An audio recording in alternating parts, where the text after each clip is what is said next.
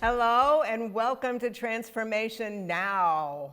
I'm Rita Rocker Kraft, speaker, author, and trainer with SoaringHigher.rocks, and I'm going to be going forward with some information from my new book, Shaping Your Future, Become the Brand Everyone Wants. And as I said before, everything I talk about, even though we think about branding at work, we are a brand. Everyone is a brand by how we act, how we look, how we speak, everything, our relationships. So we are brands, personally as well as professionally. You know, the best way to predict your future, a lot of times, is just to invent it. And so there are so many things that we can do to progress if we've had a tough time with life, for instance. And so I've been talking about a mental GPS, so that we can, just like with the car, with the phone, have a GPS to show us the right direction to go. Same thing with our mind and mental GPS. And so where I left off before, I'm going to talk to you a little bit about answering some questions. Does your GPS need to be adjusted? Mine does almost daily. And so a lot of times we can just ask ourselves a couple simple questions. And one is, if I were viewing myself from another person's perspective, would I want to have me for a manager, a client, a business partner, a friend? Why or why not? You know, sometimes just sitting down quietly and going, gee, would I want to have me for a partner or a boss or client, someone like that? Wow. And we stop and think about it. Why not? Or maybe why? You know, so think about the things and how you react to people, and if you would want a boss like that too, or a partner. You know, sometimes it's triggers. Things that trigger something in us are usually from memories. You know, sometimes people have said, oh, you know, I heard this song and it was when my partner broke up with me, and so it always makes me sad. I mean, that's a trigger. Sometimes someone that you know now might say or do something similar to what someone did in the past, and oh, there's a trigger.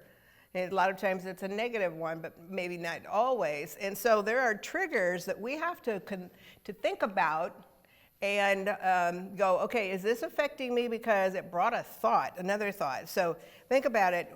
Would I want to do business with me? Okay, if I was someone else. Would my appearance, manner, speech, and behaviors exhibit the kind of characteristics that would prompt me to want a personal or business relationship with myself? Whoa, why not? You know, I've done a lot of thinking on that too.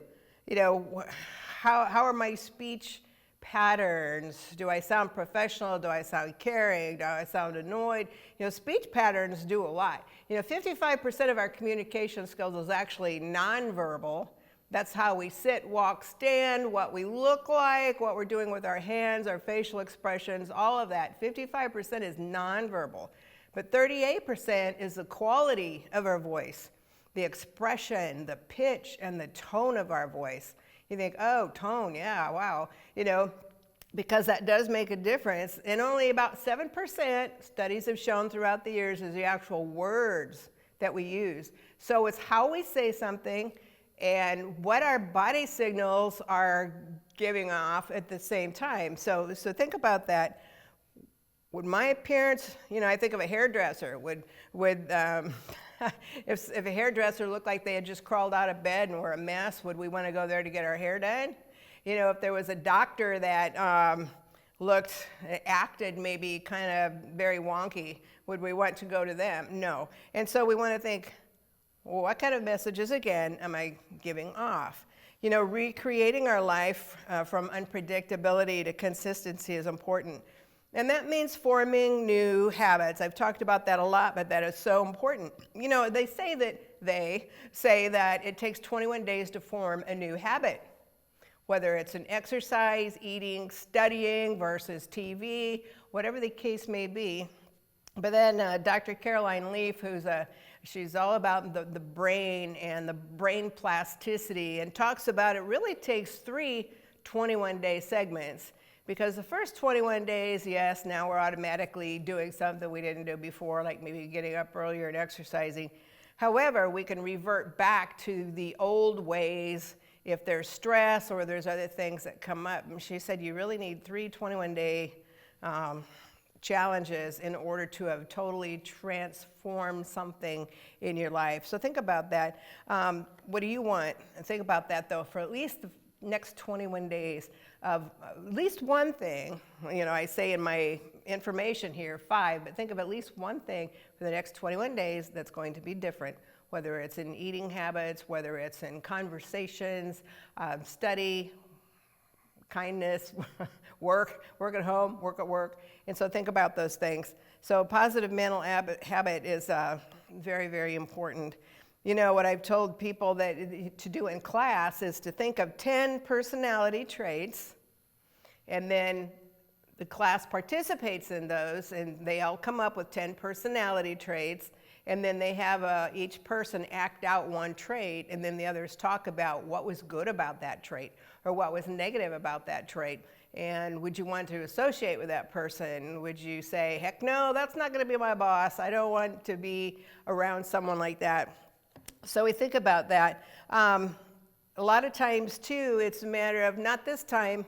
I'm not going to let that negative thought, that comment bother me anymore. My boss seems to be rude every time he or she talks to me for whatever reason. You know what? That's their problem. I'm going to do my work. I'm going to be as capable as possible. I'm going to be respectful back, and I'm not lowering myself to that standard. That's one of the things I've thought about a few times, because a lot of times when we get upset, it's like we want to strike back just the same way they treated us. We want to throw that same treatment back at them. But there are times when I thought, no, because if I do, I'm actually lowering myself to that standard of behavior, and I'm not going to do it. And so think about that sometimes. Raise yourself up, rise above it, and a lot of times you'll see dramatic differences in relationships that way as well. So sometimes it's just, hey, no more, we're done here. I will not lower myself to that aspect anymore. But feel the energy. Again, we talked about energy last time. Feel the energy and work through how those changes make you feel. Again, everything you do, everything you read, everything you hear about, watch, there's energy involved. And so think about energy, body language. Okay, I'm really angry, but I don't want anybody to know that. And so I'm going to say nice things. However, my body is like, ah, and I'm showing anger on my face, for instance. So is my body language matching what I'm saying? And I'm listening to this other person. Is their body language actually matching what they're saying?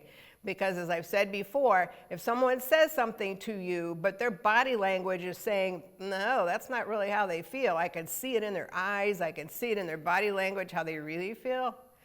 Then you want to back up and you want to talk to them and maybe just say, you know, you look very concerned about what we were just talking about. Can you give me a little idea of what you're feeling? And so even though they've said something positive, you could tell it wasn't true. So always watch body language. That is so critical. Voice expression. You know, sometimes we just express ourselves in a way that something happened and we're frustrated or we're scared. You know, a lot of times that happens. And so what's their voice expressing how they're really feeling, and what's mine expressing to them? And then again, the kind of words that we're using, because those are all very, very important to think about. You know, I can remember like a teacher would say, oh, I don't like your tone of voice, or a parent. Well, tone has a lot to do with the kind of message that we're giving off to someone else. And so always think about that. Traits that destroy a pleasing personality. Think about traits that other people have, or maybe you're thinking, oh gosh, I think I have this trait, that destroy a pleasant personality.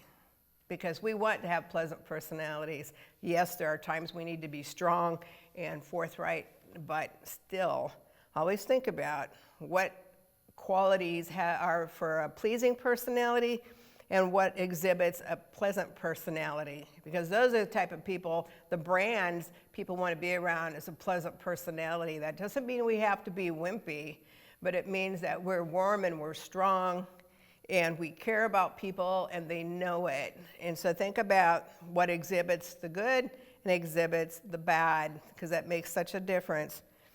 Another thing is characteristics that you do want to exhibit.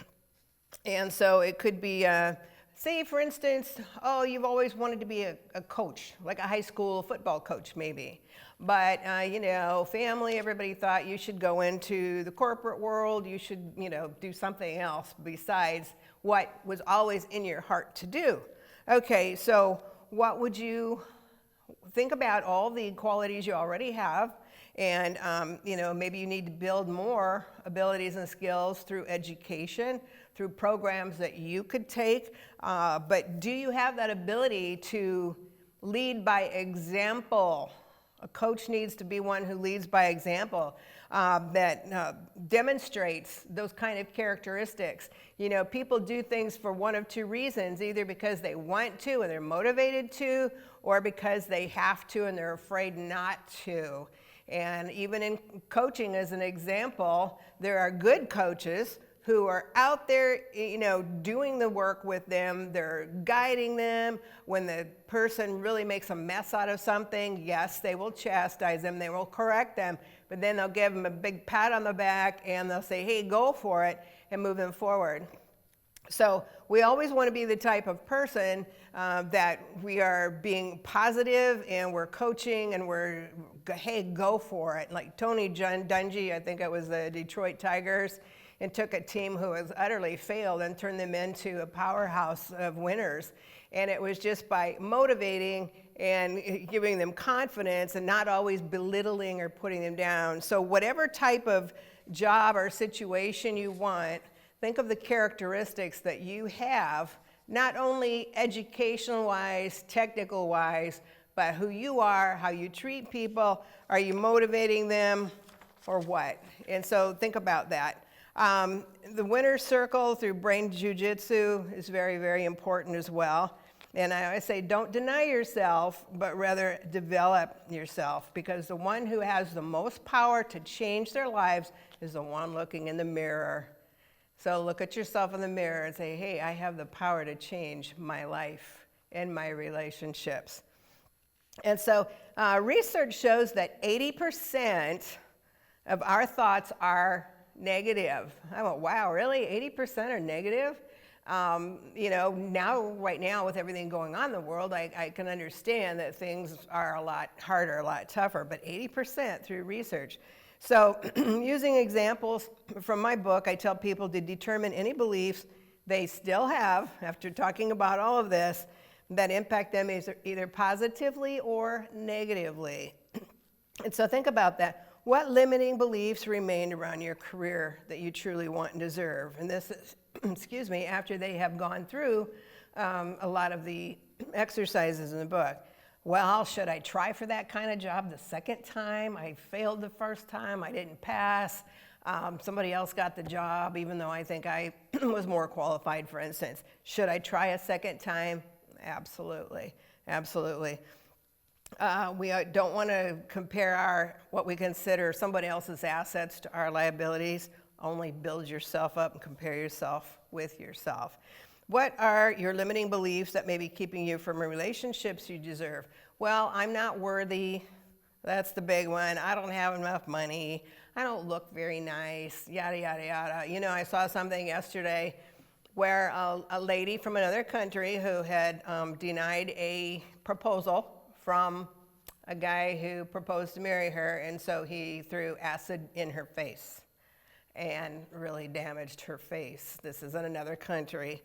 And so I thought, wow, it showed her in her wedding gear with a man she met at the hospital when she was getting treatment, and now they're married. And so I thought, wow, sometimes we can go, well, nobody's going to want me now. And look at that. It happens all the time where people see the beauty, they see the character, and that's what they're drawn to. So always think about that. What limiting beliefs are keeping you in a pattern of just barely getting by? Well, my parents grew up, they struggled, and when I grew up, I lived in a home where it was constant struggle. We didn't have enough money for what we needed, et cetera, et cetera. And so we get into that pattern of barely getting by because that's what we're used to. That's our normal. But there again, start studying people's lives, start watching programs and biographies, read of people who totally turn their lives around and are not just barely getting by, but they're really succeeding and going forward. You have just as much right as anybody else to live that kind of a life. So, think about limiting beliefs that maybe you have now and would never let or would want to let go of. And like I said, never allow anyone's opinion to determine your value and your worth. Never, ever allow their opinion. It's just their thoughts. It's just their words. It means nothing, really. Okay, so the first step I must take would be something, again, with education or a relationship or whatever. You can accomplish those things where your value is placed on. Think about Alice in Wonderland, and that's, I love this quick little example in here. Okay, although you need to associate with positive individuals to help keep your self-esteem intact, never allow anyone's opinion to determine what you can accomplish or what your value is. Learn from the Queen in Alice in Wonderland. Alice laughed. "There's no use trying," she said. "One can't believe impossible things." "I dare say you haven't had much practice," said the Queen. "When I was your age, I always did it for a half an hour a day. Why, sometimes I believed for as many as 6 impossible things before breakfast." Okay? So think about that. The Queen is Alice in Wonderland, dreaming impossible things, even before breakfast, even before you get out of bed. So think about that. There's actually a lot of wisdom in that story. And I know Alice in Wonderland is actually kind of a story that was political and kind of showed people what was really going on in the real world. And yet I love that saying, because think about those things that we can do. And so also, anything that you need to replace, I can't stress that enough, because a lot of times it is replacing people, places, and things in our lives. And so when you're writing a new program for your mind, there are certain things that you want to be consistent with. And like I've told people before, when you want to really journal, like I've told people through this book when they're working through it, do not sit at your computer and type up notes, type up thoughts, type up things that you're doing. I want you to have a journal. You can get a journal at the Dollar Tree. It doesn't matter, but get a journal. Stay away from your phone. Stay away from your computer. If you have to lock yourself in the bathroom for some peace and quiet, or go sit in the car, whatever you need to do for some quiet time. But think about those things and journal. Because when we're quiet and we're journaling and we don't have distractions from everything else, and we start asking ourselves the types of questions that we've been going over, it's amazing the thoughts that will start coming to your mind that are surprising even. And it's like, oh, you quieted your mind enough to mull over things, ask yourself questions, and then see what starts popping into your head. So it's really, really important to do that.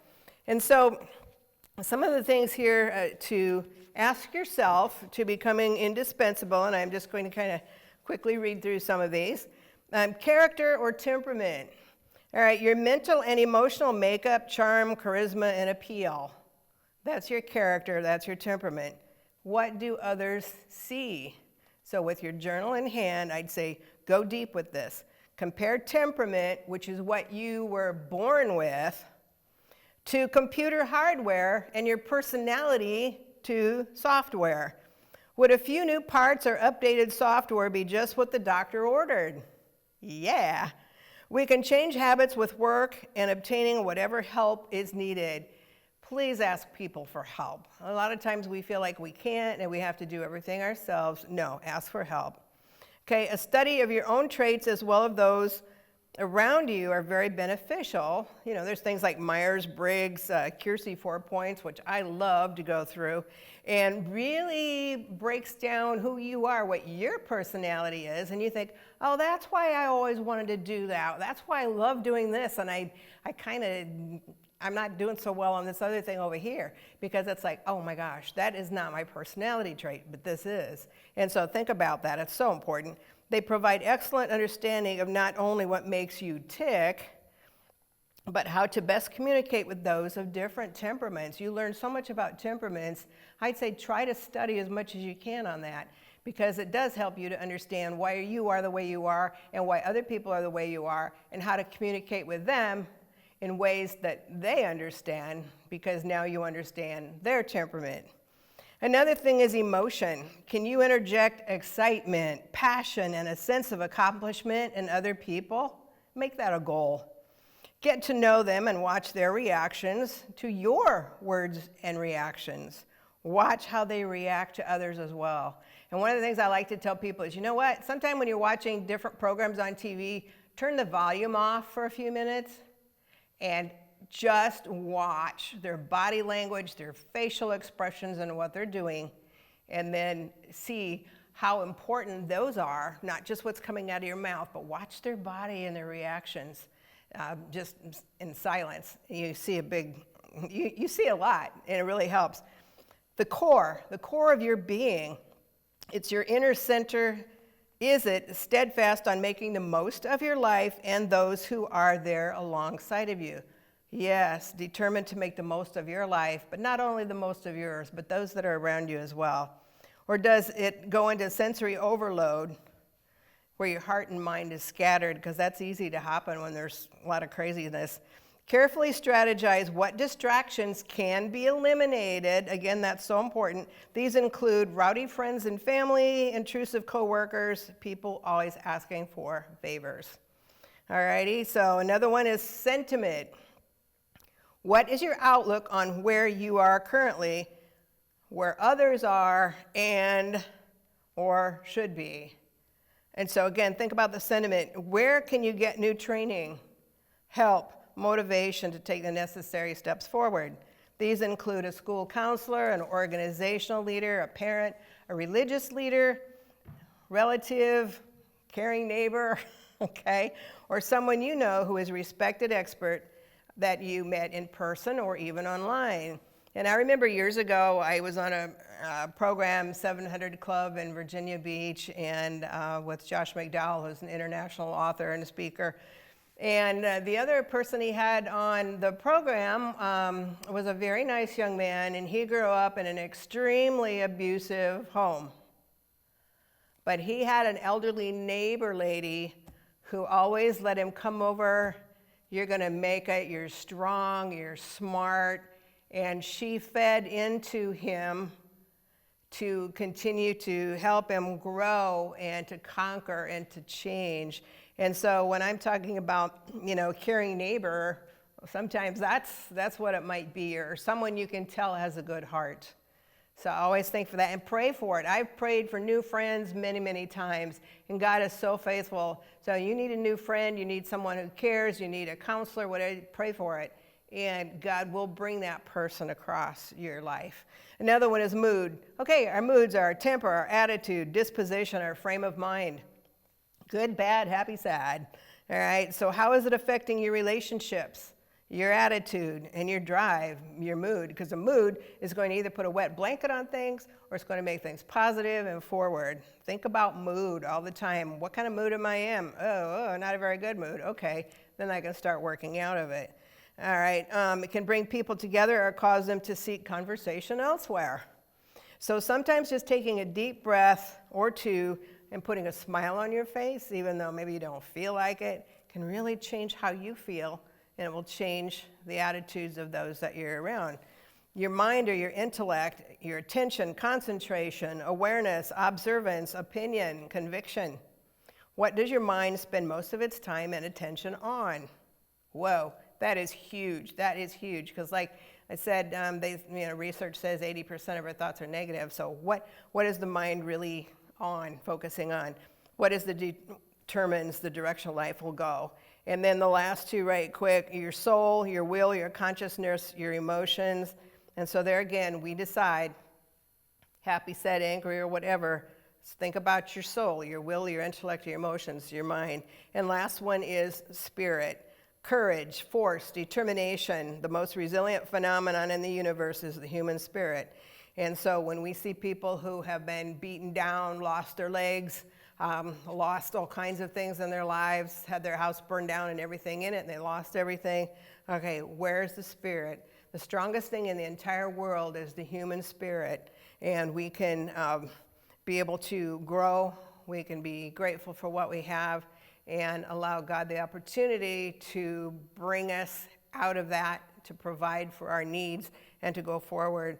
So always know that you have the most phenomenal, resilient spirit, and it will always get you through. Just take God's hand, hold on, and say, let's go.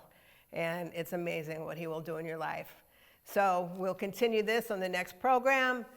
Just have a very blessed day. If you need any help, want to communicate with me, I'm Rita at soaringhigher.rocks. God bless you.